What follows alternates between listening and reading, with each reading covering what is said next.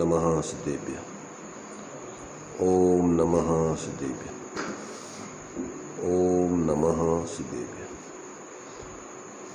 मंगलम भगवान मीरो, मंगलम गौतमो गणी, मंगलम कुंद कुंदाद्यो, जैन धर्मोस्तु मंगलम, सर्वमंगल मांगल्यम सर्वकल्याणकारकम, प्रधानम सर्वधर्माणां, जैनं जयतु शासनं, जैनं जयतु शासनं। जीवम जीवं दवं जिणवरवसहेण जेणनीदिष्टं, देविन्दविन्दबन्धं वन्दे तं सर्वदा शिरसा।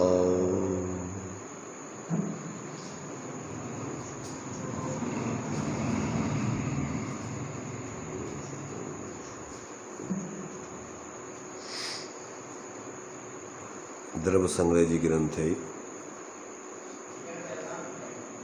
वैसे तो प्रत्येक ज्ञानी जो भी ग्रंथ लिखते हैं उसमें विषय पूरा ऐसा लेते हैं वो कि ताकि जीव उसमें से ही जिनवाणी के संपूर्ण सार को समझ करके अपना आत्महित का प्रयोजन साध सके। कोई भी ग्रंथ हो ज्ञानियों का, भले ही वो दिखने में छोटा, स्तुति लो, एक स्तुति में पूरा सार भर देते वे लोग। तो ये द्रव्य संग्रह ग्रंथ संक्षेप में प्राकृत गाथाओं में 58 गाथाओं में आगम और अध्यात्म का निचोड़ आचार्य नेमिचंद सिद्धांत देव ने इसमें भरा है। जो भी चीज़ अपन को समझने लायक है जनागम में, वो सारी चीज़ें इसमें संक्षेप में आ गई। और टीकाकार ब्रह्मदेव सूरी ने उसमें टीका लिख करके और सोने में सुगंध भर दी है। तो इस ग्रंथ को अगर व्यक्ति व्यवस्थित तरीके से पढ़ ले तो सारी द्वादशांग का सार इसमें आ जाता है। और आत्महित का प्रयोजन साधने के लिए इतना व्यवस्थित ग्रंथ है, अध्यात्म परक ग्रंथ है। वैसे तो आगम का भी संक्षेप में जो कुछ जरूरी है वो सब समझाया इसमें। इसमें 3 अधिकार हैं मुख्य रूप से। 3 अधिकारों में सबसे पहला अधिकार है 27 गाथाओं का 6 द्रव्य पंचास्तिकाय का स्वरूप बताया इसमें। सबसे प्रथम में प्रथम अपन को ये विश्व क्या है, कहाँ से आया, किसने बनाया, क्या स्वरूप है, तो पहले तो अपन को मोटे रूप में अपनी मूढ़ता छूटना चाहिए। मैंने एक प्रकार से मैंने मोटा मिथ्यात्व इन 6 द्रव्यों के स्वरूप को समझने से चला जाता है। क्योंकि ज़्यादातर लोक में प्रसिद्ध है कि लोग किसी ने बनाया है, किसी ने इसकी संरचना की है, कोई इसकी रक्षा कर रहा है, कोई नाश कर देगा। ज़्यादातर मैंने इसके कर्ता धर्ता मानते हैं लोग। तो ये सबसे पहले तो मोटी भूल है। गीत मिथ्यात्व एक दृष्टि से दूर करना है तो 6 द्रव्यों का स्वरूप समझो पहले। अगर आपने 6 द्रव्यों का स्वरूप समझ लिया तो आपकी मोटी मूढ़ता जो कर्ता धर्ता पने की है अन्य किसी को इस दुनिया के बारे में, वो सब पहले मोटे रूप में दूर होगी। और इसके बाद फिर सूक्ष्म अंदर में अपने लिए तत्वों के बारे में जो भूलें होती हैं, अभी तो द्रव्यों के बारे में अपन को पहले यथार्थ ज्ञान हो, फिर उसके भावों के बारे में ज्ञान हो, अंदर में जो द्रव्य गुण पर्याय आदि का, अंदर में जो उसका स्वरूप है, तो वो तत्वों को समझने से वो सूक्ष्म भूल निकलती है। और जब वो सूक्ष्म भूल निकल जाती है, उसमें से फिर अपन को अपना हित किससे सदेगा वो बात समझ में आ जाती है, तो फिर अपने लिए रत्नत्रय की सिद्धि, मोक्ष मार्ग, निश्चय व्यवहार मोक्ष मार्ग, जीवन में कैसे अंगीकार करके जीव धर्मात्मा बनता है, वो अपने लिए रत्नत्रय का निश्चय व्यवहार मोक्ष मार्ग स्वरूप बतलाया। तो वो 27 गाथाएँ पहले अधिकार में हैं, 6 द्रव्य पंचास्तिकाय आदि के स्वरूप को समझाने के लिए। फिर 7 तत्व 9 पदार्थों के स्वरूप को समझाने के लिए दूसरा अधिकार है, उसमें 11 गाथाएँ दी गई। कितनी गाथाएँ हो गई? 38। 27 गाथाएँ प्रथम अधिकार में, 11 गाथाएँ द्वितीय अधिकार में। फिर इसके बाद निश्चय व्यवहार मोक्ष मार्ग, और उस मोक्ष मार्ग का कारण ध्यान। क्या? मोक्ष मार्ग और मोक्ष मार्ग की सिद्धि का उपाय ध्यान। तो वो ध्यान सविकल्प या पहले स्थूल रूप में ध्यान पंच परमेष्ठी आदि के माध्यम से, और बाद में सूक्ष्म स्वाश्रित ध्यान, ऐसे जो है इसमें पूरे प्रकरण लेकर के, और अंत में जो जीव अपने इस प्रकार ध्यान पर आरूढ़ होकर के अपने स्वरूप में लीन हो जाता है, वो अपनी उस परमात्म दशा को, परम सुख की दशा को प्राप्त कर लेता है। ऐसा इस ग्रंथ में संक्षेप में संपूर्ण विषय आत्मकल्याण के लिए इसमें समाहित हो जाता है। तो 20 गाथाएँ फिर क्या है, तीसरे अधिकार में दी गई हैं। उसमें जो है निश्चय व्यवहार मोक्ष मार्ग, निश्चय व्यवहार ध्यान का स्वरूप बता करके, और जीव के आत्मकल्याण का मूल प्रयोजन सिद्ध करके जीव को परम शांति की दशा को उपलब्ध कराया गया। तो ये जो ग्रंथ है संक्षेप में 58 गाथाएँ हैं। हमें लगता है कि शायद इससे छोटा कोई ग्रंथ नहीं होगा। इन्होंने आचार्य कुंद देव का जो पंचास्तिका है, उसमें भी यही विषय है पूरा, वो 150 गाथाओं में, और उसी को इन्होंने 58 गाथाओं में समेट करके बहुत संक्षेप में, और टीकाकार ब्रह्मदेव सूरी ने उस पर आध्यात्मिक जो है टीका लिख करके, और वास्तव में बहुत मार्मिक तरीके से इसके इन 58 गाथाओं के मर्म को खोला है।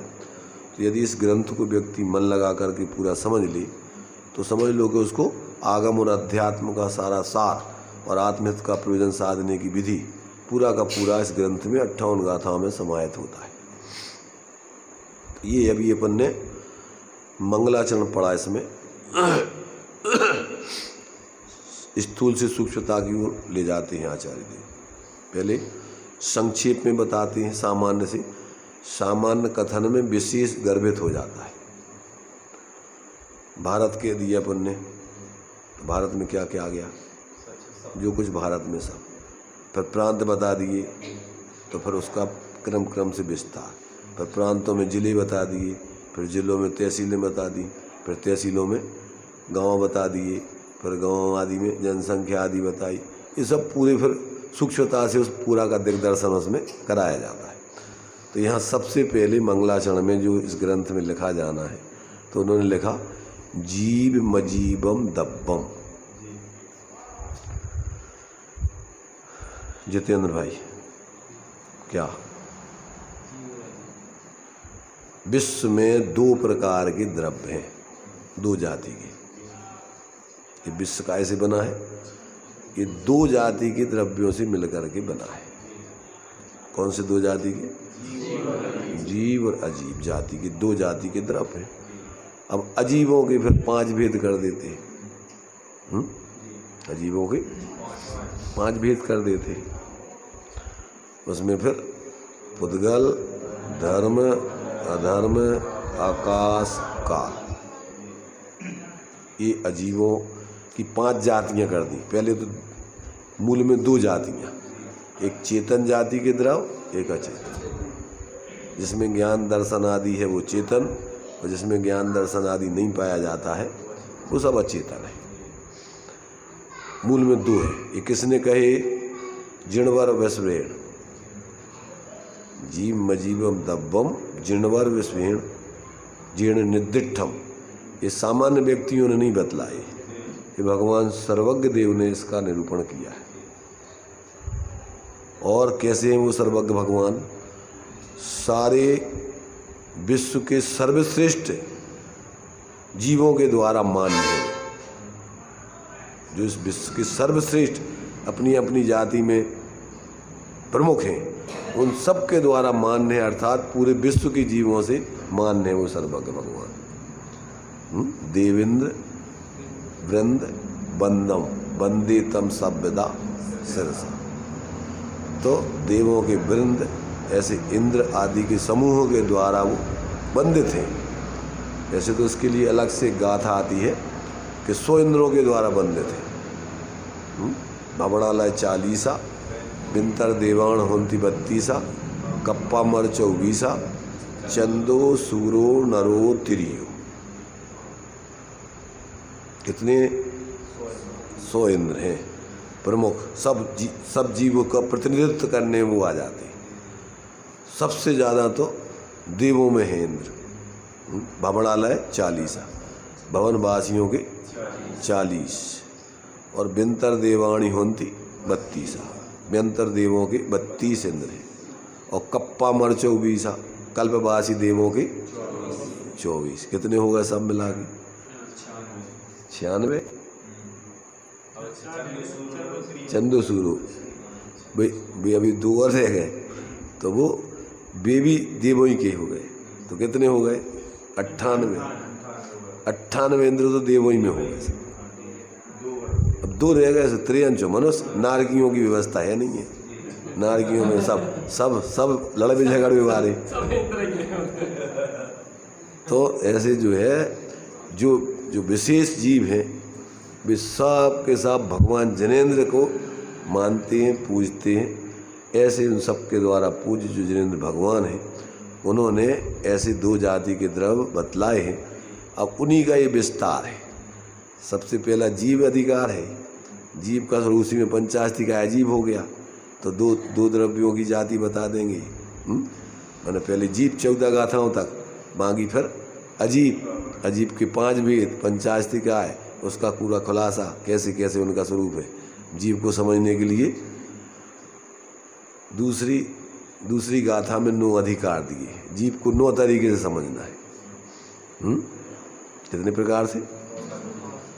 जीवो अवोगमो अमुत्ति कत्ता सदेह परिमाणो भोक्ता संसारत्थो सिद्धो और विश्व सोड गई। इन 9 तरीके से जीव के स्वरूप को समझाया गया है। जो जीता है, अब पहले तो दूसरी गाथा में जो लिखा है 9 तरीके से, अब आगे की 14 गाथाओं में फिर उन 9 के खुलासा किए। कैसे जीता है जीवो? तो जीता है तो कैसे जीता है?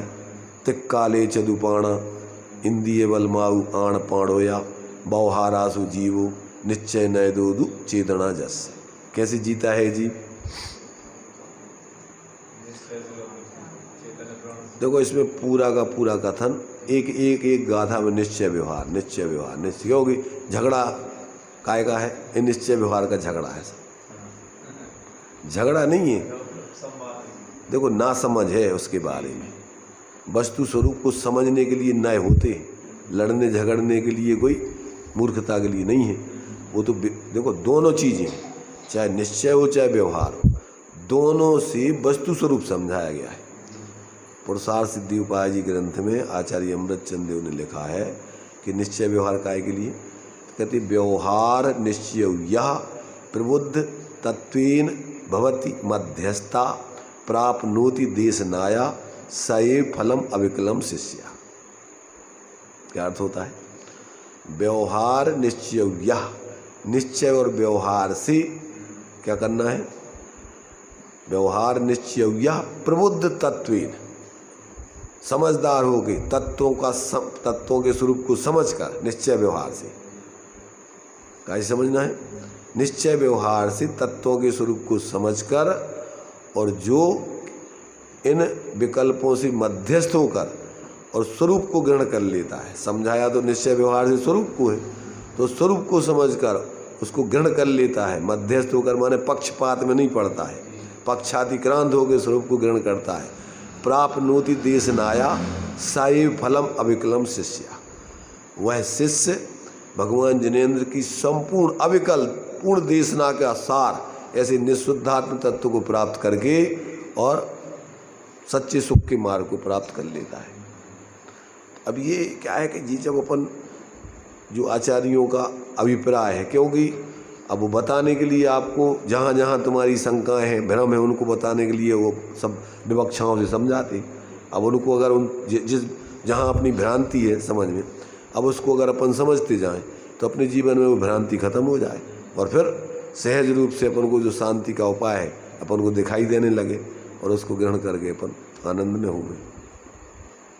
तो ये जो है ये अपन को सारी चीज़ें 9 अधिकारों में माने जीता है तो कैसे जीता है, उपयोगमयी है तो कितने प्रकार कैसे उपयोग वाला है, अमूर्तिक है तो कैसा है, निश्चय व्यवहार सब में इसमें निश्चय व्यवहार से, मूर्तिक है तो कैसा है, अमूर्तिक है तो कैसा है। तो ये सारी चीज़ें अपन को माने जो अपन को वर्तमान में अपन को शंकाएँ हैं, समस्याएँ हैं, जो आपस में धर्म के नाम पर लड़ाई झगड़े हैं, वे सारे के सारे समाधान आपको इस ग्रंथ में मिलेंगे।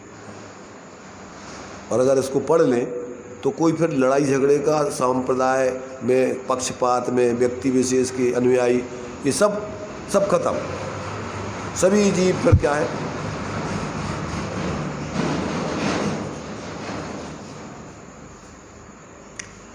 सभी जीव वास्तव में सुख का मार्ग एक ही है, एक ही था, एक ही रहेगा अनादिकाल से, अलग अलग नहीं है किसी को। और उस सुख के मार्ग को जो अपन समझ लेंगे तो झगड़ा काहेगा, फिर झगड़ा काहेगा है अज्ञानता का। धर्म में धर्म का झगड़ा नहीं है, धर्म के संबंध में अज्ञानता का झगड़ा है, समझ रहे ना। उसका स्वरूप सही नहीं समझते अपन। देखो जो चीज़ अपन सब सही समझते हैं, ऐसा समझो आप कि जैसे मान लीजिए कि अपन कोई भी देश का व्यक्ति हो, किसी भी जाति का हो, किसी भी उम्र का हो, अगर उसके लिए आप शक्कर है, शक्कर चखाओ, शक्कर खा लो, किसी भी देश का हो, किसी भी भेष का हो, किसी भी उम्र का हो, किसी भी जाति का हो, सभी कालों में जिसने शक्कर खा ली है, अब उनसे उसके बारे में पूछो तो कैसा बताएंगे वो। जिससे भी पूछो, चाहे वो पाकिस्तानी हो, चाहे हिंदुस्तानी हो, चाहे इंग्लैंड का हो, चाहे अमेरिका का हो, चाहे किसी भी जाति का हो, किसी भी उम्र का हो, तो क्या बताएंगे वो, क्या और कुछ बताएंगे। अब नहीं चखी होगी तो, कल्पनाओं से मानोगे तो झगड़ा है। कोई कुछ कहे, कोई कैसे कहे, कोई कैसे।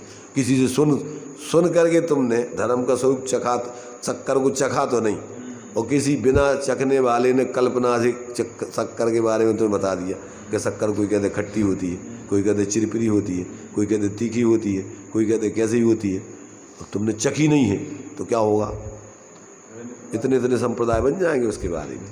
और अगर चख लोगे तो सब एक मत से कहेंगे कि नहीं शक्कर मीठी होती, शक्कर ऐसी होती। झगड़ा कहाँ है, झगड़ा काहे का है, झगड़ा तो उसके बारे में अन्यथा समझ का है, ना समझ का है। ऐसे ही प्रत्येक आत्मा का स्वरूप तो मूल में एक समान है।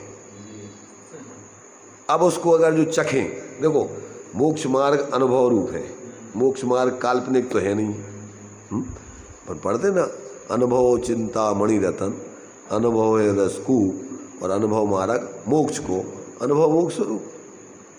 भाई धर्म की साधना तो अनुभव रूप है, धर्म की साधना कोई मात्र काल्पनिक या सुनने सुनाने रूप थोड़ी है। ये तो समझने के लिए है सुनना सुनाना, तो पर जीने के लिए तो सबके जीवन में स्वरूप का अनुभव हो, तो झगड़े का काम कहाँ है फिर। आ रहे हैं समझ में। इसमें अपन को सबसे पहले अभी तो इन्हें जीव अजीब द्रव्यों का स्वरूप इसमें बतलाया। जैसे अब जीव अजीब द्रव्यों के स्वरूप में फिर जीव का स्वरूप पहले खुलासा किया, फिर अजीबों का स्वरूप खुलासा किया, फिर उसमें ही जीव अजीब में प्रयोजन की दृष्टि से फिर अपन को 7 तत्व 9 पदार्थ समझना जरूरी है। तब उसमें अपन को 7 तत्व वे भी जीव अजीब के भेद हैं, है ना। 7 तत्वों में भी अपन को जीव अजीब आश्रव बंध संबंध निद्रा मोक्ष, तब उसमें पहले तो जीव अजीब है। अब जीव अजीब के ही फिर भावात्मक रूप में है वो आश्रव बंध। अब उसमें आगे की उसमें दिया है, क्या दिया? जीव मतलब 7 तत्व और 9 पदार्थों में क्या अंतर है? मतलब है 7 तत्व और 9 पदार्थ में अंतर है क्या? देखो 7 तत्व 9 पदार्थों में अंतर सामान्य विशेष का आता है 2 तत्वों में। आश्रव बंध में सामान्य से अपन ने आश्रव बंध कह दिए, और विशेष में आश्रव के पुण्य और पाप, बंध के भी पुण्य और पाप, तो उसी के विशेष हैं भी। सामान्य से आश्रव बंध कह दिया और विशेष से उन्हीं के फिर 2 भेद हो जाते, पुण्य आश्रव पाप आश्रव, पुण्य बंध पाप बंध। तो ये इसमें अंतर कुछ नहीं है। अंतर क्या है? अंतर है सामान्य विशेष का। तो ये उस सामान्य विशेष का भी अंतर समझना जरूरी है, क्योंकि क्या होता है लोक में ज़्यादातर पुण्य को धर्म मानते हैं, पाप को अधर्म मानते हैं, पुण्य को धर्म मानते हैं और धर्म का स्वरूप जानते नहीं। ज़्यादातर तो 99% लोग धर्म के स्वरूप को जानते नहीं। किसको मानते धर्म? अन्य मत में तो पुण्य, और पुण्य का भी कोई ठिकाना नहीं। पुण्य किसी के पुण्य का स्वरूप भी नहीं जानते, इसलिए इनको समझना जरूरी है। इनको नहीं समझोगे जब तक जीवन में अपनी भ्रांति दूर नहीं हो सकती धर्म के बारे में। धर्म धर्म धर्म धाम तो सब कह रहे, पर उसका स्वरूप नहीं जानो, धर्म होगा कहाँ से? तो ये इसमें अपन को जो 58 गाथा हैं बहुत ही मार्मिक हैं वास्तव में। तो ये अपन को जीव अजीब तत्व का इसमें स्वरूप इन्होंने दिया। अब जीव अजीब तत्व के स्वरूप में देखो, सबसे पहले देखो टीका में तो इन्होंने किया है, बहुत विस्तार लिखा है। अब अपन को अगर टीका पढ़ें तो फिर एक एक गाथा में इन्होंने बहुत विस्तार से टीका की है, खुलासा किया। इसमें वैसे इन्होंने ये लिखा कि ग्रंथ पढ़ने के लिए अपन को 5 तरीके से ग्रंथ को समझना चाहिए। कितने तरीके से? कोई भी ग्रंथ पढ़ो तो उसको 5 तरीके से समझना चाहिए। सबसे पहले शब्दार्थ, उन शब्दों का अर्थ क्या होता है, मानो शब्दों में किस वस्तु को बताना चाह रहे हैं। शब्द का देखो, शब्दों का और अर्थों का वाचक वाच्य नियोग है। कौन सा नियोग है? संबंध को, नियोग को, या उसको बताने का प्रयोजन को। शब्द वाचक हैं और उसमें से अर्थ माने द्रव्य गुण पर्याय। अर्थ किसे कहते हैं? द्रव्य गुण पर्याय। उसमें फिर कौन से जीव अजीब के हैं, माने ये सब भेद प्रेद उसमें आ जाते। तो शब्दों के माध्यम से अपन को अर्थ बताए जाते हैं। अर्थ माने पदार्थ भी होते, तत्व भी होते, द्रव्य भी होते, तो इनको उसमें अपन को समझना है। तो अब अपन को शब्दार्थ, उस शब्द का अर्थ मूल में क्या है। अब जो भी कथन किया जाएगा वो कोई ना कोई दृष्टिकोण होता है उसमें, समझ रहे ना। अर्थ में अपन को उसमें सामान्य विशेषात्मक वस्तु स्वरूप है। तो अब ये आपने कौन सी दृष्टिकोण से आप ये बात कर रहे हैं? जैसे कहा कि जीव नित्य है, तो भैया जीव नित्य है, कछु दृष्टिकोण है कि नहीं है? तो यहाँ दृष्टिकोण है। कैसे नित्य है? द्रव्यपने से जीव क्या सभी द्रव्य नित्य हैं। कैसे हैं वो? सदा रहने वाले हैं, उनका कभी नाश नहीं होने वाला है। और पर्यायपने से अनित्य हैं, बदलते रहते हैं, उनका परिवर्तन स्वभाव है। प्रति समय प्रत्येक वस्तु बदलती रहती है, और बदल करके भी नहीं बदलती, दोनों लगाना उसमें, क्योंकि दोनों धर्म है उसमें, नित्य धर्म भी है, अनित्य धर्म भी है। तो बदल करके भी नहीं बदलती और नहीं बदल करके भी बदलती है। क्या? जैसे जीव है, अभी जीव है, बदलना क्या हो रहा उसमें? अब अपन को जीव को 3 प्रकार से बतलाया कि जीव बहिरात्मा रहता है, अंतरात्मा रूप वो परिणमन करता है, और परमात्मा रूप परिणमन करता है। जीव वही का वही है। जैसे वही जीव अपन सोचो, भगवान महावीर स्वामी का जीव था, पहले अज्ञान दशा में मारीची आदि की पर्याय में वो बहिरात्मा था, मूढ़ दशा को धारण किए हुए था। वही जब सिंह की पर्याय में मुनिराजों का उपदेश सुना तो उसकी ज्ञान की जागृति हुई, अंदर में उसने अपने आत्मा को पर से भिन्न जाना, अनुभव किया, वो अंतरात्मा ज्ञानी धर्मात्मा बन गया। अब वही फिर क्रम क्रम से उसी अपने स्वरूप में लीन होकर के बहिरात्मपने का पूर्ण त्याग करके, कसाय आदि का अभाव करके, पूर्ण वीतराग सर्वग दशा को प्राप्त करके परमात्मा। अब वही जीव है, तो वो जीव अच्छा है क्या बुरा है? देखो अब उसमें भी लगाना है। अब ये अच्छा बुरा लगता पर्यार्थिक नय से, द्रव्यार्थिक नय से ना अच्छा होता ना बुरा होता, एक ही रूप रहता है, तो उसमें अच्छा बुरा होता ही नहीं है। अच्छा बुरा काय में होता है? पर्याय में। जब वो बहिरात्मा है तो बुरा है, बहिरात्मता हे जान, बहिरात्मना दुख का कारण है, दुख रूप है, इसलिए उसको बुरा है, छोड़ने लायक है। तो ये अपन को छोड़ने का उपदेश है। क्या छोड़ने का है? बहिरात्मा नहीं। अभी प्रश्न किया था ना विनोद जी ने, उसने क्या कहा था हमने कि बहिरात्मपना ही है कि उपाधि? बहिरात्मपना नहीं, बहिरात्मा ही है कि उपाधि?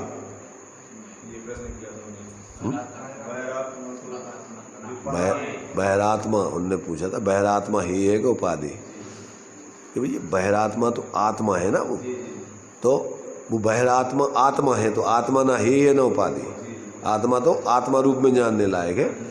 अब वो अपने आश्रय की दृष्टि से कहो तो वो आत्मा अपने लिए उपाधि ग्रहण करने लायक, आश्रय करने। और जो अभी आत्मा को छोड़ के शरीर आदि में जो अपना कर रहा है, वो बहिरात्मपना जो विपरीत मान्यता है वो छोड़ने लायक है। आत्मा तो आत्मा ही है वो। तो ये जब तक अपन को समझ में नहीं आए, अपन देखो सुखी और दुख कितना सा संबंध है उसमें। अपन क्या कर रहे हैं? जीव तो वही है, उसमें अंदर में अनंत सामर्थ्य विद्यमान है, अनंत शक्तियाँ, अनंत गुण धर्म उसमें विद्यमान है। अब सिर्फ क्षणिक अवस्था में भ्रांति चल रही है उसकी। क्या चल रहा है? प्रत्येक आत्मा सेपरेट इकाई है, अलग है, किसी से मिलता नहीं, मिला नहीं, मिलने की व्यवस्था नहीं, उसमें से कुछ लेना देना होता नहीं है। अब इसको क्या भ्रांति है? अब इसको अपना मूल स्वरूप तो जानता नहीं, और अपन ऐसा मानता है जैसे अनादिकाल से ये असमान जाति द्रव्य पर्याय शरीर आदि के साथ रह रहा है। तो अभी क्या कर रहा है? सबको मिली जुली सरकार को एक मान लेता है। तब क्या करता है? अब वो तो रहना नहीं है, बदलती रहती है, संयोग है, संयोगों का तो बदलाव होता ही रहता है। अब बदलता है, वो परेशान होता है, दुखी होता है। क्या होता है? एक दृष्टांत टोडरमल जी ने दिया है पागल का। पागल धर्मशाला में ठहरा हुआ था, वहाँ बहुत सारे लोग आते हैं जाते हैं रोजाना। तो अब ये क्या सोचता है कि जी हमारे हो गए, उनसे बड़ा प्रेम करता है। अब जाने लगते हैं तो रोने लगता है, चीखने चिल्लाने लगता है। ऐसे ही मान लीजिए कि अब ये कपड़े वगैरह जो है किसी ने पहना दिए उसको, उस पागल को।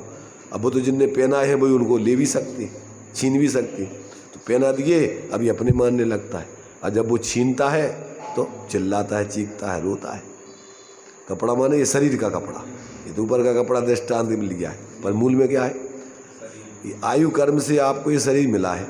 अब आयु कर्म जब चाहेगा तुम्हारा, वो अपना ले लेगा, शरीर छीन लेगा। अब तुम क्या करोगे? क्या करोगे? रोओगे, चीखोगे, चिल्लाओगे, मर गए, अब क्या करें? अब वो तो उसके अधीन है, तुम्हारे अधीन तो है ही नहीं।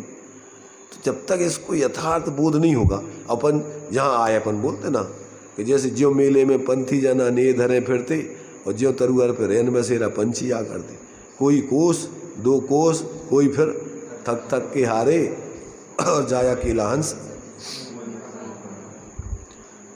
कुछ दिन के मेहमान अपन यहाँ रात में जैसे पक्षी चारों दिशाओं से आते हैं, पेड़ पे रहते हैं, मिलते हैं, बढ़िया चहल पहल करते हैं, और फिर सुबह जो होती है सब कोई किसी के संग नहीं जाता, सब अलग अलग। ऐसे ही अपना ये सब डेरा है कुछ दिन का। और अपन क्या कर रहे हैं? जी मेरे, जी मेरे, जी मेरे, जी मेरे, जी मेरा, जी मेरा, जी मेरा। अब फिर जब छूटने लगता है तो सोचा ही कि भय अंदर भयभीत होता है, घबराता है, अब क्या करें। दूसरे स्वर्ग तक के देव मर करके एक इंद्री हो जाते। कैसे कैसे? दृष्टांत से देखो ऐसा है, दृष्टांत को समझावे के नाम दृष्टांत नहीं दब जाते। सिद्धांत, क्योंकि अनुभूत चीज से अननुभूत चीज समझना है अपन को। ये समझ में दृष्टांत समझ में आया ही नहीं। दृष्टांत समझना किसे कहते हैं? जिसमें सिद्धांत समझ में आ जाए जीवन में तो समझ में कहलाता है, न का समझ में आया उसका। तो ये अपन को क्या है, आचार्यों ने, ज्ञानियों ने जीवन जीने की कला, देखो करना धरना कुछ नहीं है, अपनी सत्ता शाश्वत है, द्रव्य पने से कोई अभी कुछ अभाव होता नहीं और कुछ उसमें परिवर्तन होता नहीं। सिर्फ अकेली अपन की भ्रांति छोड़ना है। सब क्या करना है?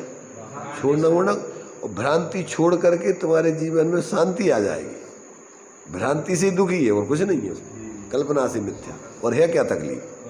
अब वो तकलीफ, भ्रांति छोड़ो, कोई परेशानी है नहीं, आनंद स्वभाव ही है आत्मा, उसमें दुख का कोई दुख भरा क्या उसमें? अरे वो तो शांत निराकुल स्वभाव ही है ना प्रत्येक आत्मा। जैसे पानी का शीतल स्वभाव है, निर्मल स्वभाव है, शांत स्वभाव है। अग्नि पे चढ़ा दो गर्म हो जाता है, कीचड़ मिला दो गंदा हो जाता है, हवा की तरंगें लगने लगे चंचल हो जाता है।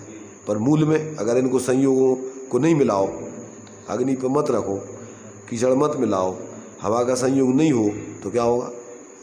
निर्मल, शांत, शीतल, ये स्वरूप है। ऐसी प्रत्येक आत्मा का स्वरूप क्या है?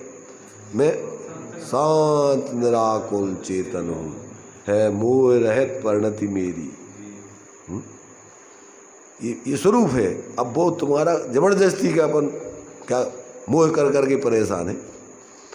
इसलिए अपन को बहुत सरल है ये, क्या छोटे छोटे बच्चे समझ सकते इस बात को।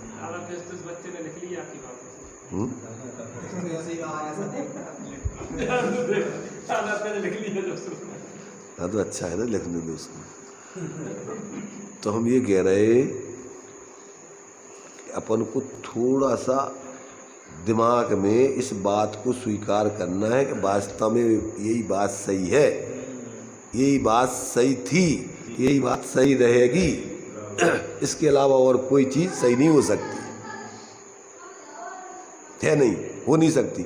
मानो तो शाबाश, और नहीं मानो तो भोगो, जो भोग रहे सो अनादि का लो। कौन इसके लिए जिम्मेदार है? ये तुम्हारे लिए कौन सुखी करेगा? इसलिए ये बात आज समझो तो कल समझो तो, और जब समझना है तब समझो। इसके अलावा कोई सुखी होने का उपाय किसी को भी नहीं। अब ये सिर्फ सुनने सुनाने मात्र की चीज़ नहीं है, तो प्रैक्टिकल करके देखो आप। देखो जब तक बच्चों को बाहर की पकड़ नहीं होती, उनको दिमाग पे सल नहीं रहती कुछ भी, खाया पिया सो रहा है खेल रहा है मस्त है, कच्ची चिंता नहीं है। और जहाँ उनका मोह जागृत हो गया, जे मेरा हो जे तेरा हो जे, बस वहाँ से समस्या खड़ी होती। जैसे बड़ी उम्र हुई और फिर भी नहीं, या तो हमारा आए, जो हमारे पापा को आए, जो हमारी मम्मी को आए, जो हम, बस वहाँ से उनका समझ लो कि अब परेशानी खड़ी हुई।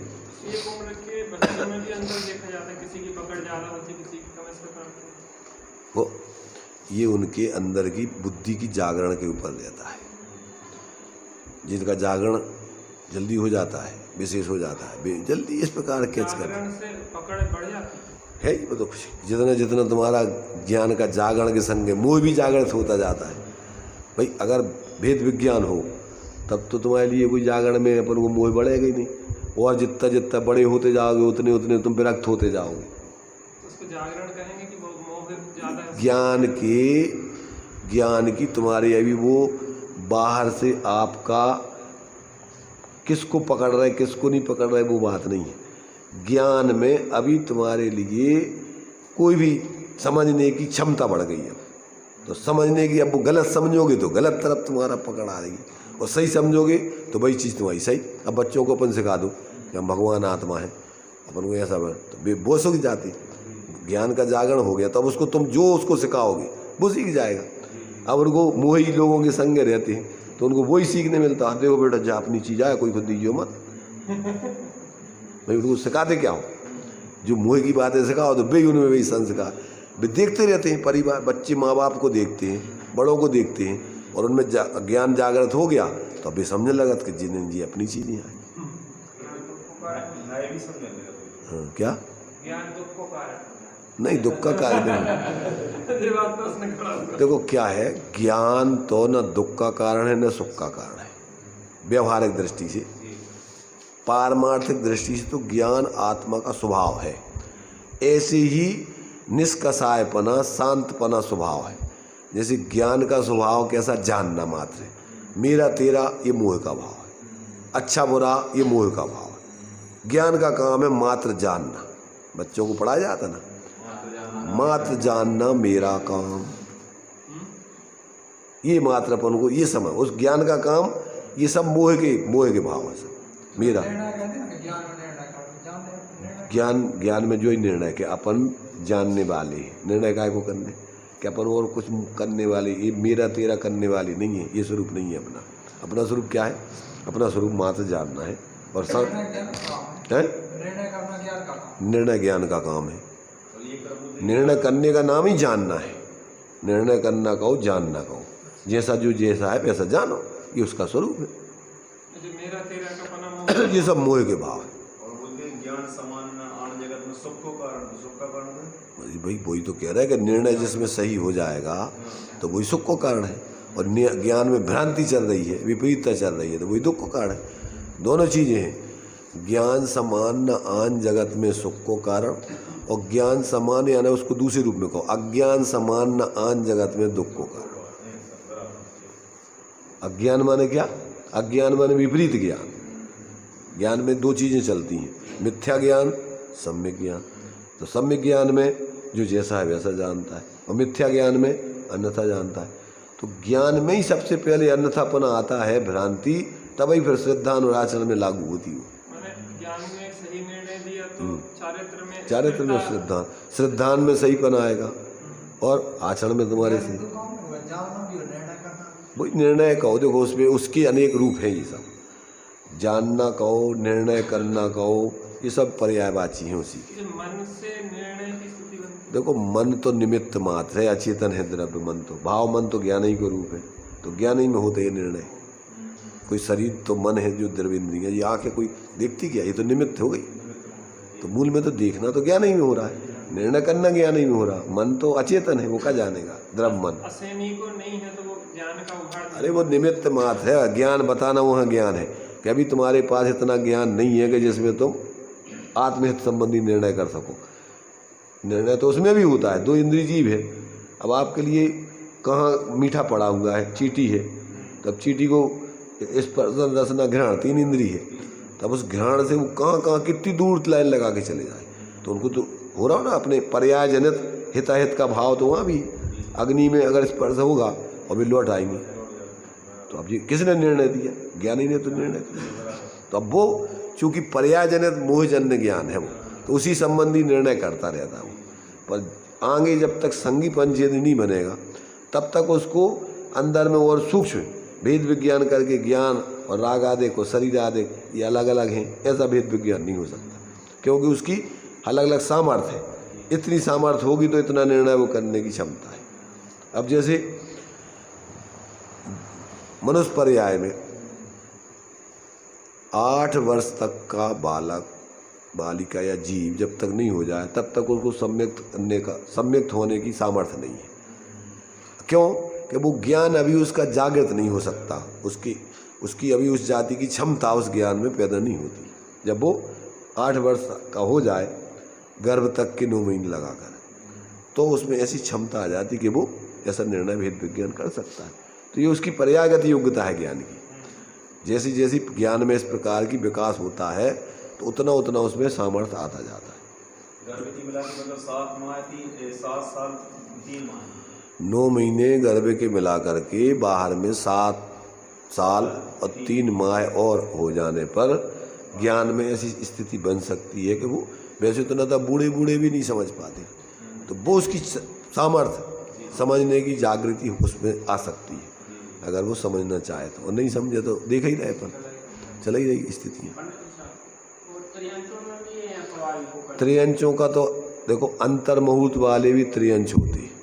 अंतर मुहूर्त में ही उनको कितने कितने अंतर मुहूर्त हैं वो सब दिया है कर्णान युग में, तो उनमें भी कितने अंतर मुहूर्त के बाद वो पंचम सम्यक प्राप्त कर सकता है, पंचम गुण स्थान प्राप्त कर सकता है। उनके लिए जल्दी स्थिति बनती है। अपन देखते ना कि वे पैदा होते हैं, कुछ जानवर ऐसे होते हैं कि वो पैदा ही होते साथ दौड़ने लगते हैं। जैसे जिनके हिरण हैं, मतलब जिनकी जो है जाल में वो पैदा होते हैं, तो वो क्योंकि उनकी रक्षा के लिए वो तत्काल उनमें ऐसी सामर्थ्य आना चाहिए, उनको बचाएगा कौन, तो ऐसी जो है उनकी सामर्थ्य। तो जो उनकी किस प्रकार से वो पैदा हो करके, और माने गाय वगैरह की जो बछड़ी वगैरह हैं उनके ऊपर से जो जाल रहता है उसको अलग करके वे चाट छूट के तैयार कर दे, और वे तैयार हो करके और बस तैयार हो जाते 2-4-6 घंटे में, और बस वो फिर चलने फिरने लगती। और नदी के उस तरफ गाय ने बच्चे को जन्म दे दिया हो और उसको घर गांव इधर आना है, तो चढ़ी हुई नदी में तैर करके छोटे से बच्चे को भी तैर करके ले आती वो, उस बच्चे को कर लेगी जहाँ से धार चल रही जिस तरफ, उस तरफ तो वो बच्चे को इस तरफ करेगी जहाँ उसकी जो पानी की जो थपेड़ नहीं लगती है। हाँ, इतना सब ज्ञान होता है उनको, सब समझते हो, संगी पंचेंद्रिय जी। हाँ, वे तो जन्म से उनको ये उनको ये विद्या मिली हुई है। जैसे विद्याधर होते ना तो उनको कुल से ही मिलती है, ऐसे ही इनको तैरना जन्म से ही आता है। जन्म से ही बच्चे पैदा होते हैं और वो तैरना तैरते ही जानना जाते हैं। तो मतलब ये है, हमने एक स्थान पर थे वहाँ राजस्थान भैंसुरगढ़ में, एक हाल में गेहूं वगैरह का संग्रह किसान लोग थे उनने कर रखा था। तो जो खिड़की थी, खिड़की में सीकियाँ लगे रहती ना लोहे के जो, तो सीकियाँ में से जो है बिल्ली निकल के अंदर चली गई और अंदर जा कर के उसने बच्चों को जन्म दे दिया उसमें, और वो अपने उसमें से आकर के बदलते रहते वो स्थान, बच्चों को निकाल करके बताते 6-7 घरों में बदलते हैं, एक जगह पर नहीं, एक जगह में रहते रहे तो बच्चों मनुष्यों के संगे वो मनुष्यों जैसे हो जाते। तो इसलिए उनको जैसे साधु को या साधक को एक जगह रहने का कि भैया एक जगह मोह बढ़ जाएगा, फिर वो उसी जैसे उनके संग खेलने लगते, फिर वो बिल्ली जैसी उसकी वो चतुराई चालाकी नहीं रहती उसमें। हाँ, इसलिए वो बदलते रहती, एक जगह नहीं रहने देती उसको, जब तक वो बड़ा नहीं हो जाए और उसको शिकार करना नहीं सिखाते जब तक वो 6-7 घर बदल देती। कुछ दिन यहाँ रखेगी, फिर कुछ दूसरे कुछ दिन वहाँ रखेगी, कुछ दिन वहाँ, ऐसे बदलती रहती वो। तो जो है वो हमने देखा, हम वहाँ पर कमरे में दूसरे मकान में थे, तो अपने बच्चों को वो उस से निकाल के उस हाल में से और कहीं ले जा रही थी। अब वो ले जाने का तरीका उनका देखा होगा आप लोगों ने, उनकी गर्दन मुँह से पकड़ती हैं वो ऐसे, और वो बच्चे भी बिल्कुल ऐसे मरे जैसे लटक जाते हैं, वो बिल्कुल अगर छटपटा है तो वे तो मर ही जाए। इसलिए जब वो मुँह पकड़ती है, माने मुँह से उस गले को पकड़ती है, तो बिल्कुल ऐसे मरे जैसे लटक जाते हैं। अब वो लटक जाओ तो वो उस सीकियों में से अब वो निकले नहीं, क्योंकि अब वो तो सीकियाँ का छोटा मुँह और वो लटक रहा था, वो नीचे निकले ही नहीं। अब उसने बुद्धि लगाई, अब बुद्धि लगा करके क्या किया उसने कि खिड़की के उस तरफ बच्चे को छोड़ दिया और वो निकल के इस तरफ आई, और निकल करके उससे हाथ से ऐसे ले करके बच्चे को इधर से पहले उठा के इस तरफ रखा और उठा करके मुंह से दबाया, ले जा गई। संगी पंचेंद्रिय बहुत समझदार है, अपनी सुरक्षा इतने खतरों में जी रहे, वो कैसे जी रहे हैं? तो फिर भी हम लोग स्वाध्याय के समय बिल्ली का बच्चा गया, 3 कुत्ते दौड़े अंदर घुस गया, वो बच्चा ऊपर चढ़ गया था। नहीं, वो बिल्ली ने पहले उसको नीचे उतर के दौड़ के आई वो, तो उन कुत्तों का उपयोग डाइवर्ट हो गया, वो उस बिल्ली की तरफ जो झपटे जब तक वो उसका बच्चा चढ़ गया ऊपर, वो बच्चा को जगह दी उसने, वो आई उसको बच्चे को ऊपर चढ़ा दिया और फिर बाद में वो दौड़ लगा के वो चढ़ गई। तो मतलब इनके अंदर, सबके अंदर इस प्रकार की प्रज्ञा जागृत है, वो सब कर सकते हैं इस प्रकार। तो मतलब हमने देखा, हमने कि यार इसने तो ये किसी को मार डाला, अब वो मारा क्या, वो तो बच्चा उसका उसी मुँह से अगर किसी शिकार को पकड़े तो जिंदा नहीं बचता वो एक क्षण में, और उसी मुंह से वो बच्चों को पकड़ते हैं, एक खरोच नहीं आती। गिलहरी है, बिल्ली है, ये सब अपने बच्चों को मुंह से पकड़ के दूसरे स्थान पर ले जाते हैं, और वो बच्चे भी बिल्कुल समझते हैं, उनको भी सुरक्षा महसूस होती कि हमसे इनसे हमें कोई खतरा नहीं। तो मतलब ये है कि ये ज्ञान तो सभी जीवों में है, अब उसका उपयोग तुम कहाँ कर रहे क्या कर रहे ये अलग चीज़ है। इसलिए मोक्ष मार्ग में जब तक आपको ये प्रयोजनभूत तत्वों का, द्रव्यों का ज्ञान नहीं हो और उसका फिर प्रयोग जीवन में नहीं करो, तब तक अपना प्रयोजन आत्महित का आत्म स्वरूप अनुभव पूर्वक आत्मा का आनंद प्रकट होकर के मोक्ष मार्ग की सिद्धि नहीं होती। तो अब ये इन सारी बातों को आचार्यों ने बहुत सुंदर तरीके से टेक्निक सब दिए हैं, क्योंकि उनने जिस तरीके से अपने जीवन में प्रैक्टिकल करके और जीवन को अपने आनंद में बनाया, अब वो सब विधियाँ उन्होंने अपने व्यवहार से ही बताई हैं। परमार्थ से तो वे तुम्हारा अनुभव तो करा नहीं सकती, अगर वो करा देते तो फिर तो कल्याण सबका हो जाता। एक एक ज्ञानी सबको आत्मानुभव करा करके और धर्मा तो बना देते। अब वो व्यवस्था है बताने की व्यवहार से। अब उसमें से तुम अगर उनकी जो बताना चाह रहे हैं जिसको वो नहीं समझोगे तो कुछ नहीं है, फिर भटकते रहो बाहर। तो इसमें बहुत सुंदर तरीके से इन सब बातों को दर्शाया है। अपन इसको अच्छे से देखो। अब ये तो अपन क्या है कि अब चूँकि थोड़े लोगों को इसको पढ़ने समझने की प्रेरणा मिले, वो उस दृष्टिकोण से अपन चर्चा कर रहे हैं। नहीं तो एक एक गाथा हमारे सालों लग जाते एक एक ग्रंथ को समझने में। टीका में एक एक शब्द की अपन चर्चा अब चूँकि क्या है उपयोग तो कहीं ना कहीं अवलंबन चाहिए। अब यहाँ नहीं लगाओगे तो मोह के कामों में लगता है। इसलिए ये तो अपन को एक प्रकार से अपनी खुराक है आत्मा की। जैसे भोजन खुराक है शरीर की, पानी अपने लिए जरूरी है, ऐसे ये स्वाध्याय और चिंतन मनन करके अपने स्वरूप आराधना का ये अपन को आत्मा की खुराक है। और ये अपन अगर प्रतिदिन करते हैं तो अपना क्या है मोह क्षीण होता जाता है, गलता जाता है और ज्ञान जागृत होता जाता है, अंदर में अपनी विशुद्धि बनती जाती है, आनंद आता है। और फिर अपन को फालतू की चीज़ों में, व्यर्थ के विकल्पों में कोई रुचि नहीं रहती, अपन को उसमें उपयोग लगाने का भाव नहीं बनता, क्योंकि इतना बहुमूल्य समय अब उसमें इसमें लगाओगे तो कुछ संस्कार बनेंगे, व्यर्थ का आश्रय बंद होगा, आगे दुर्गति के पात्र होंगे।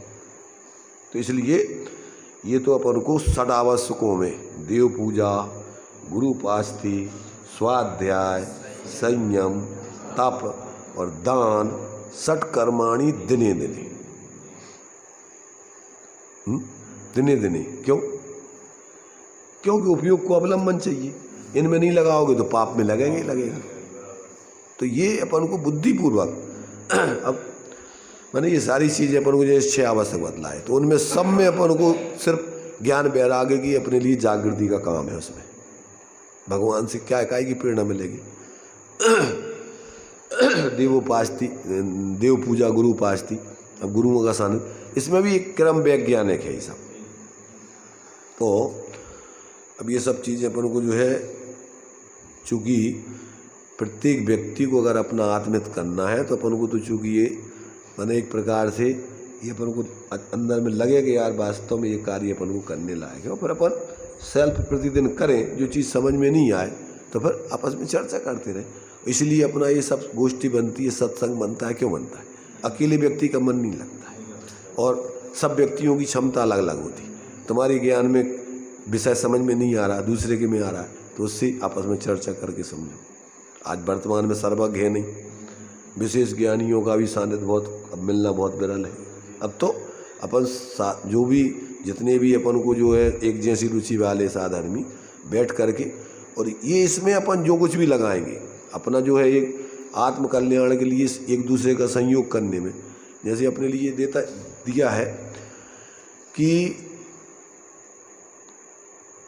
जो इसमें आवास दान में रत्नगण शराब का आचार्य जी ने सूकर को प्रसिद्ध किया आचार्यों ने। इसको सूकर को क्या किया उसने?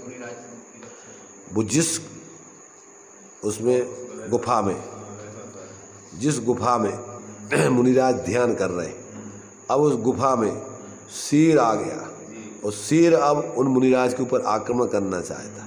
अब वो सुगर वो पूर्व जाति से उसको ज्ञान हो गया और उसने देखा कि ये तो साधु संत है, आत्माराधना कर रहे, तो उनकी रक्षा में उसने जान दे दी अपनी। तो आवाज यानी आत्माराधक लोगों के लिए आत्माराधना में संयोग करना, ये आपके लिए आगे जा कर के आपकी आत्माराधना का निमित्त बनेगा। जैसे तुम्हारे भाव है वैसे तुम्हें आगे व्यवस्था बनती जाएगी। तो ये सारी चीज़ें अपन को मोह में अपन सारी चीज़ें जहाँ ज़रूरत नहीं है उतने लगाएंगे लाखों रुपया करोड़ों रुपया, और जहाँ अपना आत्मा का हित सदेगा। अब उसके लिए अपन चूँकि अगर संस्कार हो तो संस्कार में तो व्यक्ति इसमें सब कुछ लगा देता है। अपन देखते हैं कि ग्वाला ने जैसे मुनिराज को एक शास्त्र दान दिया और वही जाकर के आगे आचार्य कुंद के रूप में पैदा हुआ। तो मतलब ये है कि आप जो कुछ भी कर रहे हैं, किस भाव से कर रहे हैं, उसका आपको प्रतिफल मिलता है। अब अगर अपन निस्वार्थ भाव से स्वपरहित में लग रहे कि भैया वास्तव में जीवन की सार्थकता इसमें, बाकी क्या रहा, बाकी तो खाया खोया यही सब पड़ा रहना है, क्या कुछ नहीं होना है। इसलिए यदि अपन वास्तव में बुद्धि अपनी जागृत है तो अपन जो भी जीव है, देखो कोई परमार्थी तो सब जीव हैं। अब ये तो मोह से अपन कहते जी हमारे उनके लिए अपन मोह बढ़ाने के लिए, संसार बढ़ाने के लिए, लौकिक स्वार्थ साधने के लिए सब लगाएंगे, समझ रहे। और ये अच्छा निस्वार्थ भाव से अपन किसी जीव का संयोग करो, उस जीव के हृदय में जो सामने वाले के प्रति बहुमान आता है उसका वो कभी भूल नहीं सकता। परिस्थिति आने पर वो जान की बाजी लगाकर उसका सहयोग करता है। ये बाहर का झूठे सम्मान की बात नहीं है, सच्चा सम्मान तो उसके हृदय में पैदा होता है। अगर तुम उसके लिए आत्मीयता से सहयोग कर रहे हो तो वो समझता है कि यार ये आदमी बहुत वास्तव में जो है सहृदय है और ये जो है अपने लिए मैंने निस्वार्थ भाव से सेवा कर रहा है। तो वो कहने की ज़रूरत नहीं है, उसके हृदय में तुम्हारे प्रति जो बहुमान आएगा वो सच्चा सम्मान है। ये बाहर में तो तुम्हें माला पहना दो, कछु कर दो, ये कुछ दम नहीं है इसमें।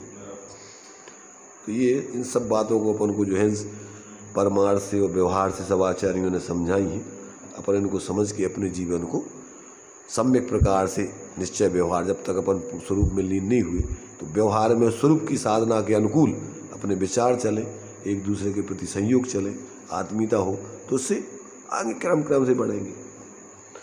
अच्छा, ये मनुष्य गति में इसीलिए मतलब बचपन से संस्कार की बात विशेष आती है। हाँ वो है ही, वो तो बच्चों में ही अपन शुरू से संस्कार देते हैं। जैन कुल में पैदा होते तो अपने यहाँ इतना वैज्ञानिक धर्म है, बच्चों को छोटी उम्र से सिखाया जाता है। कोई जीव को मारता है, आदत तो बच्चों को रहती, देखता चिटा तत्काल में अरे क्या कर रहे थे, पाप लगेगा तुम्हें, वो भी जीव है तुम्हारे जैसा। तो वो शुरू से 8 वर्ष तक जो संस्कार डाल दिए जाते, जिंदगी भर चलते वो संस्कार, निकलते नहीं छोटी उम्र में। इसलिए अपन को इन सब बातों को बराबर जो है अपन को क्रम से महापुरुषों ने जीवन में अपन को दी हैं।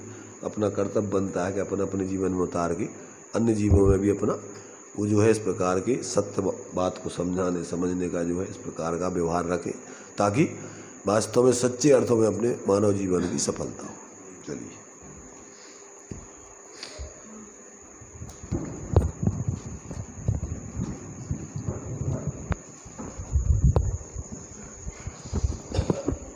ज्ञान समान नान जगत में सुख को कारण, यही परमामृत जन्म जरा मृत्यु रोग निवार। जे पूरब शिव गए जाहि अरुआगे, जे हैं सो सब महिमा ज्ञान तनि मुनिनाथ कहे। ज्ञान के समान अन्य जगत में हमारे लिए कोई सुख का कारण नहीं है, अज्ञान के समान हमारे लिए कोई दुख का कारण नहीं है। प्रतिदिन आपसे प्रश्न किए जाएंगे यहाँ जो भी विषय चलेगा, और आपको कॉपी और पेन रख के यहाँ पे बैठना है और पॉइंट नोट करना है। तो आज मैं आपसे प्रश्न करता हूँ, आपने कितनी ध्यान से सुना है?